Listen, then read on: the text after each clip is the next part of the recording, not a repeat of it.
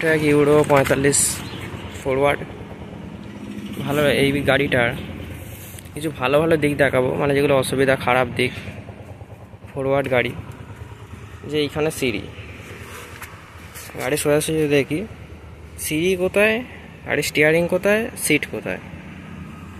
মানে অন্য গাড়ির এই সোজা উঠবে, এইখানে স্টিয়ারিং থাকে, এই জায়গাটা এইখানটা, এই সোজাসুজি স্টিয়ারিং ধরে ওটা হয়, ওটা এইখানটা করে বসা হয়।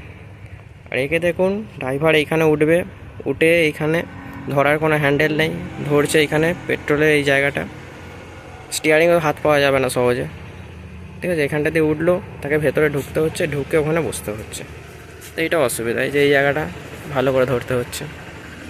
আরও বসছে কোথায়, তারপর বসছে ওখানে সিট, এইখানে একটা এই যে দেখুন নচ, এই ফ্রন্ট রিভার্স দিয়েছে, ফ্রন্ট আর রিভার্স, এই যে লিভারটা এক্সট্রা করে দিয়েছে।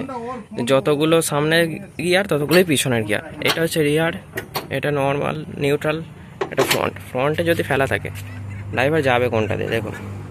এখানে সিঁড়ি, এখানে তো উঠলো, এখানে ধরলো, ধরেও তো যাতায়াতের কোনো রাস্তা আছে, এখানে ফাউল করছে।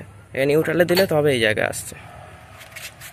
এইদিকে কতগুলো গিয়ার দেখুন, রিভার্সে দিলে তবে রিভার্স, নিউট্রাল, ফ্রন্ট, কোথায় চলে এলো, ঢুকবে কোনটাতে ড্রাইভার। সিট দেখুন, সিট কোথায় বসিয়েছে, আর এখানে রোটার। মানে দেখো ড্রাইভার উঠে এখান দিয়ে পিছনে ঢুকতে হচ্ছে, তবে ওখানে বসতে হবে, তবে স্টিয়ারিং। সিট আরেকটু পিছনে দিতে পারতো, রোটারের মাথায় দিতে পারতো সিট।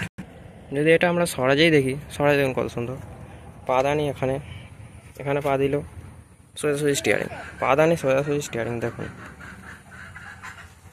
এখানে স্টিয়ারিংয়ে ধরলো, এদিকে আরামসে উঠে পড়লো এটা দিয়ে সোজাসুজি।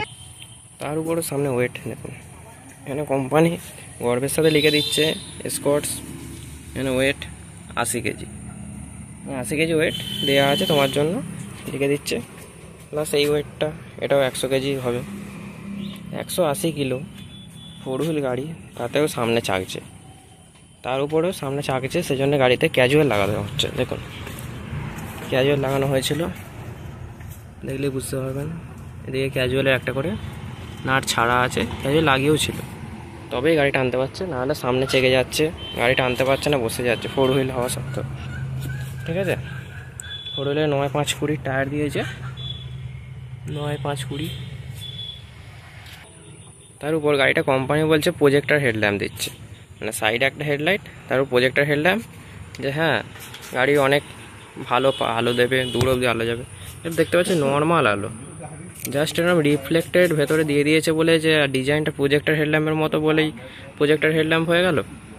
এখানটা দেখুন নর্মাল একটা ল্যাম্প দেওয়া আছে, সেটাকে প্রজেক্টর হেডল্যাম্প বলে চালিয়ে দিচ্ছে, আর এটা সাইডে হেডলাইট। লুকসটা শুধু প্রজেক্টরে দিয়ে দিয়েছে, প্রজেক্টর হেডল্যাম্প। লাইটিংয়ের ডিজাইনটা দেখুন, এটা সোনালিকা গাড়ির, সোনালিকার যে সিকান্দার মডেল, সিকান্দার সিরিজ, পাওয়ারটাকে যেমন ইউরো সিরিজ, সিকান্দারের এরকম সেম লাইট যেটা এতে আসছে। সিঁড়িটা, এখানে সিঁড়িটা নভোর মতো বানাতে চেয়েছিল, একটা স্টেপ, দুটো স্টেপ, এখানে 3 নম্বরে, ঠিক আছে, পুরো সেম ডিজাইন। তাহলে এইগুলোকে পেতে দিতে পারতো, তাহলে ড্রাইভাররা তো খালি পায়ে উঠতে পারছে না, বা মাঠে যারা থাকে তারা কি হচ্ছে, খালি পায়ে কেউ উঠতে পারছে না, পড়াতের মতো বেরিয়ে আছে দেখুন, উঁচু নিচু, পা রাখবে কী করে, যে দেখুন আঙুল কলে যাচ্ছে, ঠিক আছে। খালি পায়ে যারা মাঠে থাকবে, বা চাষি হোক, ড্রাইভার হোক, সাধারণ মানুষ হোক, গাড়িতে উঠতে চায়, সে উঠতে পারবে না, পায়ে এরম ফুঁকছে পুরো। তার উপর 2টো সিঁড়ি বানাতে যদি চেয়েছিল, এই সিঁড়িটা তো এটা ফ্ল্যাট করে দিতে পারতো, তাহলেই তো আরামসে উঠে যেত, ঠিক আছে। এই গাড়িটার অনেক কিছুই এগুলো ফল্ট, অসুবিধা, যেগুলো সাধারণ মানুষকে ফেস করতে হচ্ছে, ড্রাইভারকে ফেস করতে হচ্ছে, মালিককে ফেস করতে হচ্ছে।